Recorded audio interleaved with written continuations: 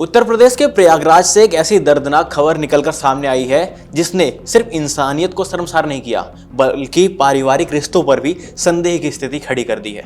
खबर है कि एक युवक ने अपने माता पिता व बहन की हत्या तो की, पर जब वो उस हत्या के बाद हत्या में लूटे गए सामान का बंटवारा करने अपने दोस्तों के पास गया तो उस दोस्त ने भी उसका कत्ल कर दिया। पूरी जानकारी के लिए हमारे साथ हमारे वरिष्ठ सहयोगी वरुण कुमार जी मौजूद हैं। वरुण जी, क्या पूरा मामला है, एक बार दर्शकों को समझाइए। देखिए, ये मैं कहूँगा कि सोमवार की घटना है। ये 2 तारीख की घटना है, मंगलवार की ये घटना है। और ये जब पूरा मामला खुला तो तब तक बुधवार हो चुका था। रिपोर्ट हमें ये बताती है प्रयागराज का एक इलाका है साउथ मलाका, यहाँ पर सब्जी मंडी चौराहा है, यहाँ पर एक मकान है। मकान में एक बुजुर्ग जिनकी उम्र तकरीबन 70 साल है, वीरेंद्र कुमार वैश्य इनका नाम है, इनकी पत्नी अनीता जिनकी उम्र तकरीबन 65, इनकी बेटी मीनाक्षी 45 साल और इनका बेटा अभिषेक 40 साल। इनकी लाशें मिलती हैं अलग अलग कमरों में, खून से लथपथ। पुलिस जब वहां पहुंचती है तो सबसे पहले क्राइम सीन देखकर वो हैरान हो जाती है, आखिर ये पूरा मामला क्या है, कौन है जिसने 4 लोगों को जान से मार दिया, आखिर हुआ क्या है। यहां पर चारों के सिर पर चोट के गहरे निशान मिलते हैं। शुरुआत में यह पता चलता है कि शायद लूट के इरादे से ये हत्याएं की गई हैं, शायद संपत्ति के लालच में, करोड़ों की जो इस संपत्ति वैश्य परिवार की है, इसके लालच में इन हत्याओं को अंजाम दिया गया है। अब होता क्या है कि ये जो वीरेंद्र कुमार वैश्य हैं, ये साउथ मलाका चौराहे पर इनका घर है। ये अपनी पत्नी, बेटी, बड़े बेटे इनके साथ में रहते हैं। छोटा बेटा है इनका अश्विनी, बेटे का नाम एक जो जिसकी डेथ हुई अभिषेक, और एक बेटा अश्विनी। अश्विनी जो है वो तकरीबन 15 साल पहले उसको संपत्ति से बेदखल कर दिया गया था। अब यहां पर ये जो 200 वर्ग गज का मकान है, इसमें 14 दुकानें हैं, 12 किराएदार हैं, अच्छा किराया आता है। और जो उस पैसे का उपभोग करने वाले लोग हैं वो केवल वो बुजुर्ग दंपत्ति, उनकी बेटी और उनका बेटा केवल यहां पर उस पैसे को उपभोग कर रहे हैं। हर महीने 1 लाख रुपए से अधिक का किराया आता था। एक दुकान अभिषेक की है और एक दुकान मीनाक्षी की है, यानी 14 दुकानों में से 12 दुकान किराए पर हैं और एक एक दुकान एक बेटे और एक बेटी को इन्होंने दे रखी थी। मीनाक्षी ने गिफ्ट गैलरी के नाम से अपना काम शुरू किया था।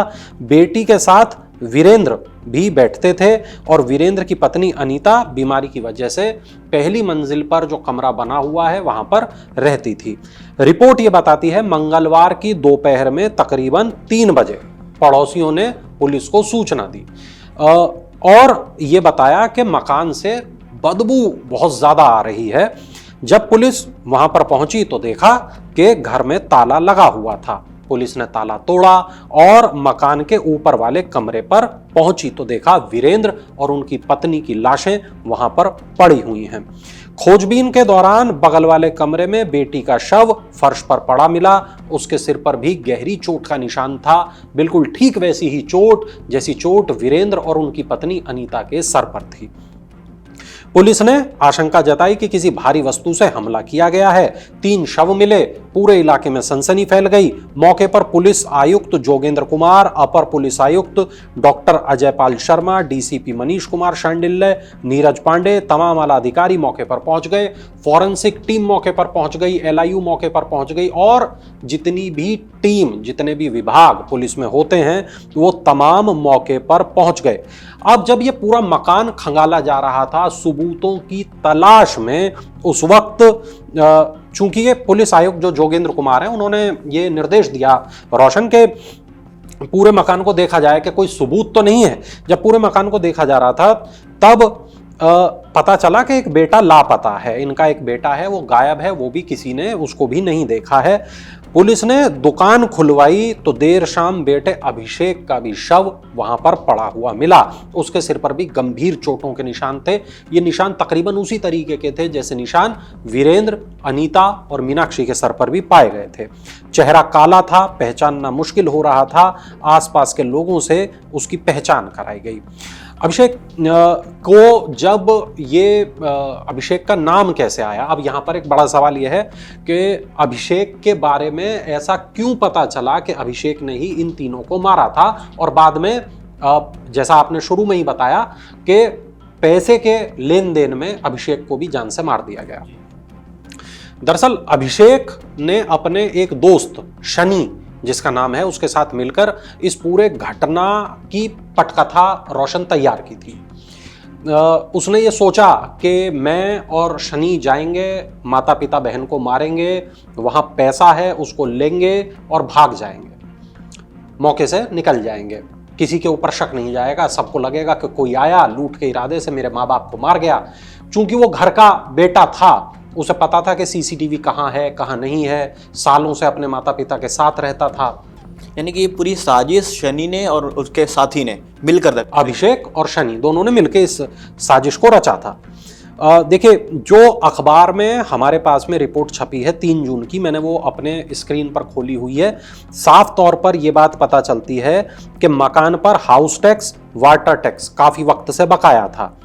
वीरेंद्र कुमार पर कर्ज होने की कुछ बातें भी सामने आ रही हैं। पुलिस इस बिंदु पर भी जांच करने लगी कि अगर ये लोगों के पास में लाख रुपए किराया आ रहा था तो खर्च कहाँ हो रहा था, तब ऐसा क्यों था कि वीरेंद्र कुमार के ऊपर कर्ज की बात सामने आ रही है। पुलिस ने जिन 3 मुद्दों को बड़े पैमाने पर जांचा, उसमें करोड़ों की संपत्ति वाला एंगल लिया, संपत्ति विवाद का एंगल लिया और लूटपाट की आशंका, ये 3 एंगल पर पुलिस ने जांच शुरू कर दी। पुलिस को यह बात पता चली कि फर्श धोने के लिए, खून के धब्बे हटाने के लिए तेल का इस्तेमाल किया गया, गेट पर ताला लगाया गया, घटना को छुपाने की कोशिश की गई। गत्ते पर वहां एक लिखा मिला कि बंटी बबली बहू ने मारा। अब ये बंटी बबली कौन है, यहां पर कहानी पे एक ट्विस्ट आता है। तो रोशन, इसमें ये बात पता चलती है कि जो अश्विनी और अश्विनी की पत्नी, जो दोनों लोग हैं, इनको बंटी बबली कहा जाता था। रिपोर्ट में साफ तौर पर इस बात को लिखा गया है कि अश्विनी ने तकरीबन 15 साल पहले ऋतु यादव नाम की एक युवती से प्रेम विवाह किया था। अश्विनी और ऋतु 2024 में धोखाधड़ी के एक मामले में कौशाम्बी जेल भी जा चुके हैं। दोनों पर मैट्रिमोनियल साइट के जरिए लोगों से ठगी करने का आरोप था। लोकल लेवल पर आसपास के लोग उनको बंटी बबली के नाम से जानते थे। तो क्या जो ये बंटी बबली का जिक्र किया गया है, तो क्या कहानी को गुमराह करने के लिए किया गया? बिल्कुल बिल्कुल।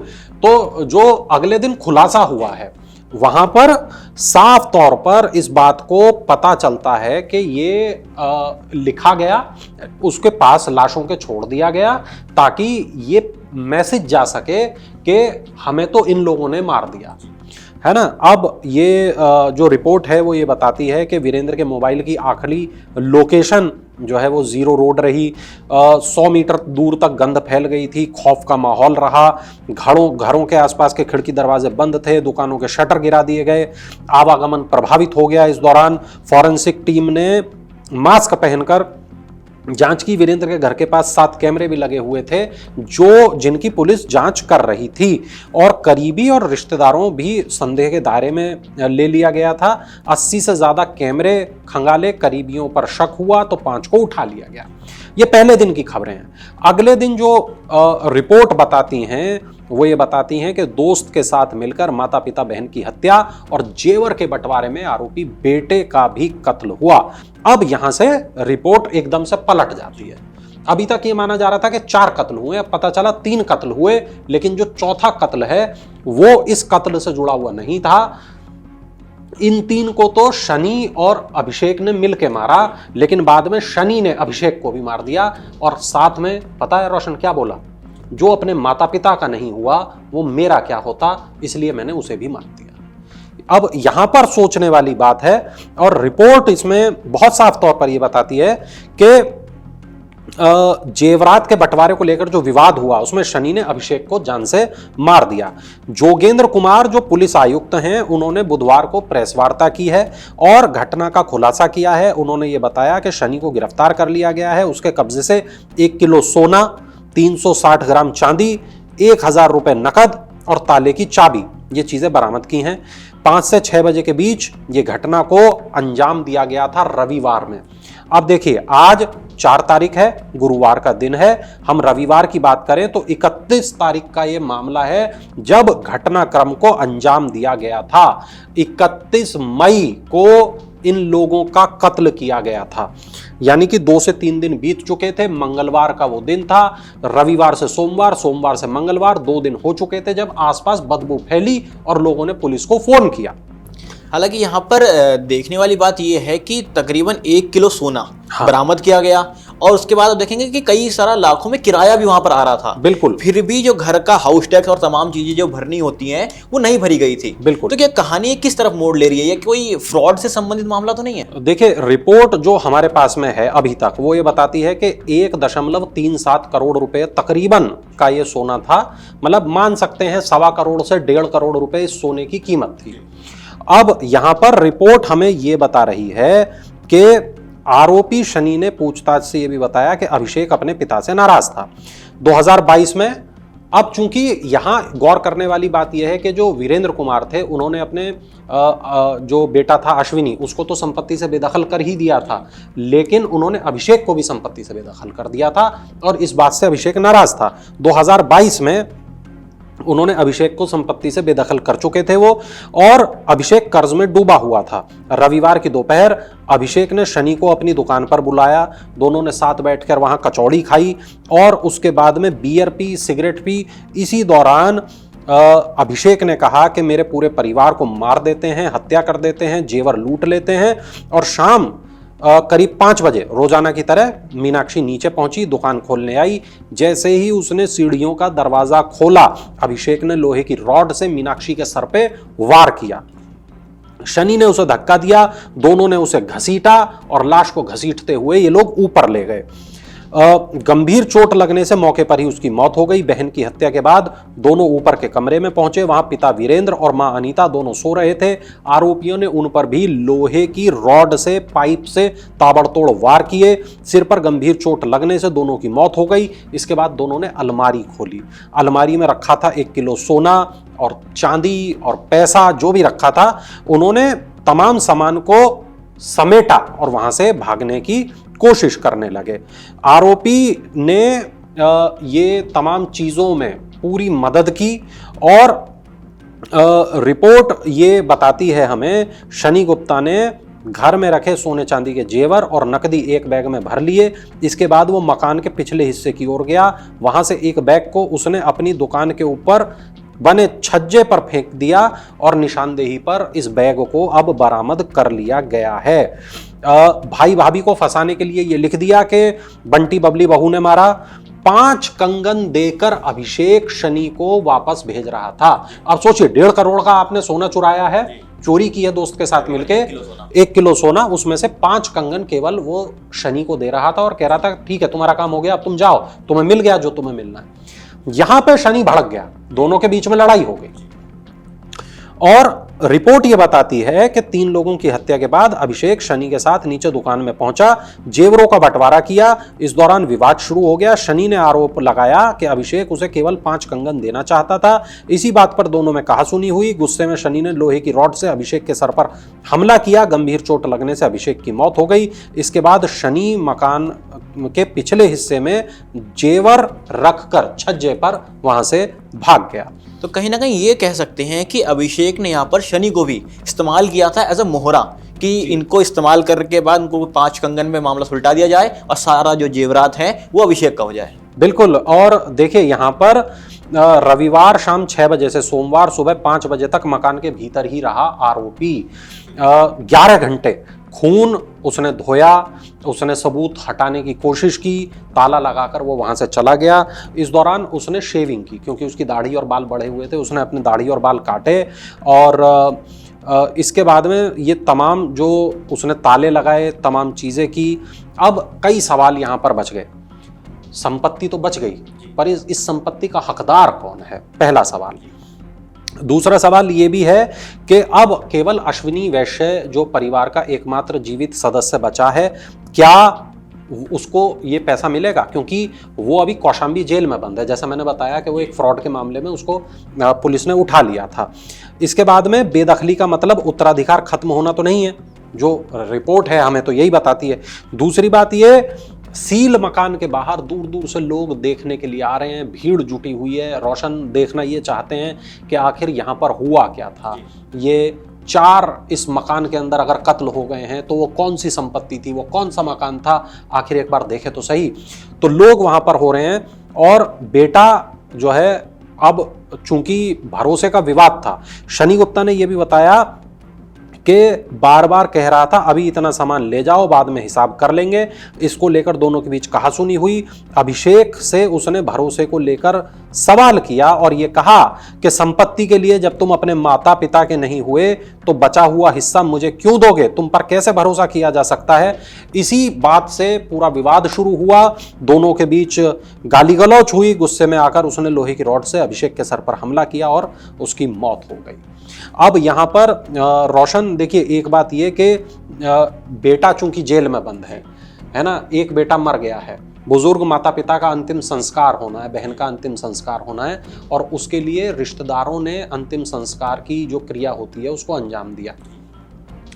ये पूरी जो कहानी है वो ये बताती है कि न केवल ये एक बहुत जघन्य अपराध है, न केवल ये हिला देने वाला, चौंका देने वाला अपराध है, बल्कि ये एक ऐसा अपराध है जिसने पूरे के पूरे कहें कि सिस्टम पे सवाल लगाया है। और ये सिस्टम कौन सा?